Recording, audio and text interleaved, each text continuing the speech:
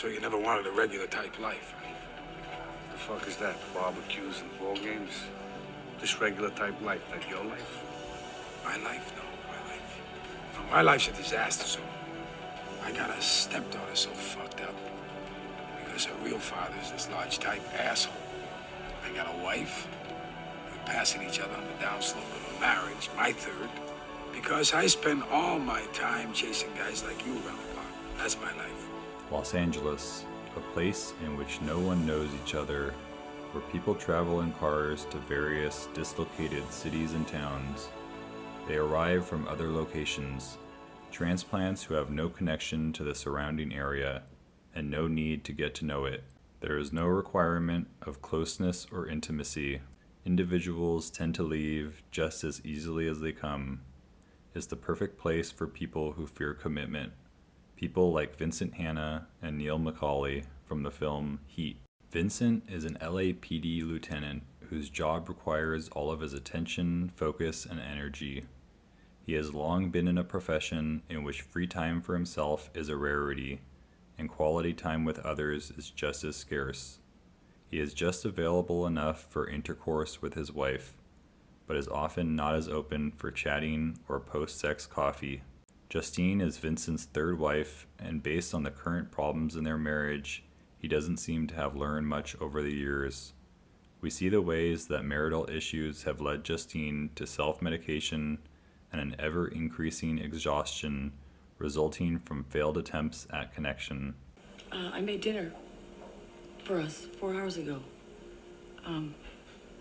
Every time I try to maintain a consistent mood between us, you withdraw.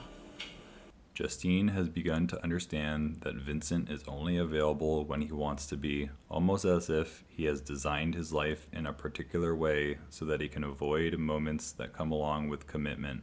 But Vincent is still not recognizing his patterns, so he instead looks to others to place the blame. Vincent tends to project his inadequacies onto the absentee father of his stepdaughter, Lauren, a man who consistently does not respond to the needs of his daughter.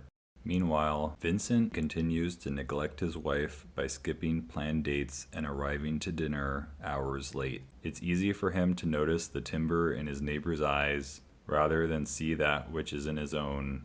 He is still struggling to admit to his shortcomings, in that he is unable to recognize how his personal choices have led to disconnection from his family. Neil is similar to Vincent in many ways, as he has also constructed a way to avoid personal commitments.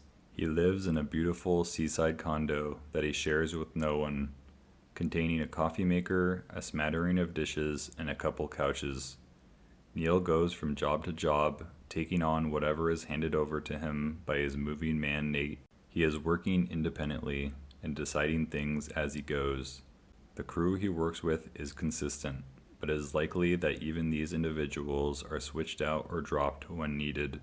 He has chosen a life that is not conducive to personal relations, as he has little time or flexibility to focus on anything else but robberies.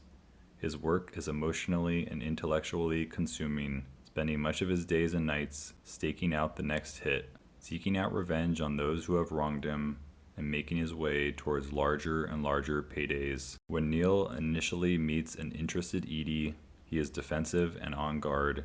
He is suspicious of someone having interest in him and wanting to know about his life. But just a few hours later, after loosening up a bit, Neil becomes very close to his new friend, indicating his desperate need for love and affection. You travel a lot? Yeah. Travel makes you lonely? I'm alone. I am not lonely. You? He tries to deny his loneliness, and perhaps this is because he is not fully aware of his personal psychology. He is unconscious of the way that he wants the company of another, but is unwilling or unable to commit due to underlying fears. Is he afraid that someone will leave him? Is he worried that he will be taken advantage of? They soon make love, and Edie falls asleep, providing Neil the opportunity to leave without saying a word. We see from his facial expression that he would like to stay with her and embrace her throughout the night, but his underlying fears will not allow him to stay. I don't know what you're doing. Remember Jimmy McCauley on the yard used to say, you want to be making moves on the street, have no attachments, allow nothing to be in your life that you cannot walk out on in 30 seconds flat if you spot the heat around the corner. Neil at times views life through the eyes of his associates and their lives. He seems to pity his partner Chris due to his personal attachments and how these hang-ups are skewing his judgment towards work. But at the same time, he tries to coerce Chris's wife into making changes to her adulterous ways. Perhaps Neil would want the same thing done for him, as he fears any potential partner might cheat on him and leave. When he sees his associates at dinner with their wives and families, Neil finally decides to call Edie following a long absence. When seeing things work for others, he has the idea that a partnership could also be something he could attempt. He is contemplating how his life could be different, while still unable to understand what is unconsciously holding him back. Meanwhile, Vincent seems satisfied by surrounding himself with his fellow officers, with living a life in which he is completely detached from his family. Vincent is constantly being called into work or needing to investigate a crime, actions he takes without blinking an eye. When he is working, he is fully immersed in the job, and when he is with his wife, his mind remains elsewhere. I love you fat, bald, money, no money, driving a bus. I don't care. But you have got to be present like a normal guy some of the time. That's sharing. This is not sharing. This is leftovers. But Vincent doesn't want this type of life, something which he is more fully realizing over time. He continually finds reasons not to share his life with Justine, going so far as stating that she wouldn't want to hear about the criminals he caught microwaving their children. It's not that this is all he could talk to her about, but he focuses on the grisly details so as to turn her off while also justifying his constant detachment from their commitment. It's as if Neil and Vincent are heading opposite directions from the same starting point. Neil is beginning to wonder if he can finally be committed, while Vincent is finally ready to accept that he cannot. I got plans. I'm going away after, so for me the reward is maybe worth the stretch. But Elaine takes good care of you. You got plenty put away. You got T-bonds, real estate. If I were you, I would be smart. I would cut loose of this. When Neil is planning the bank heist with his associates, we understand the way that safety and security and family life might be the thing that the men in the film are ultimately dreading. On a rational level, it would make sense for someone to skip the heist if they had money saved up and a family that was counting on them. But perhaps these are the reminders that push them away from that type of life. Safety and lack of action are the opposite of what they want. These are the things that they fear the most. Deep down, they are repulsed by a calm and stable life. Instead, they are desiring excitement and danger. Each of them decide to participate in the robbery, as the opposite path would lead further towards the commitments that they ultimately detest. And when we finally see Neil and Vincent together in the diner scene, we realize that these aren't two men talking about cops and robbers, good guys and bad guys. They are in fact philosophizing about life. They are discussing the meaning of things, about how they make sense of the world. Here we have two dissatisfied souls who cannot admit to their unhappiness. Vincent mentions a dream in which he is surrounded by people who aren't talking to him, in which there is no conversation occurring and everyone is just looking at each other.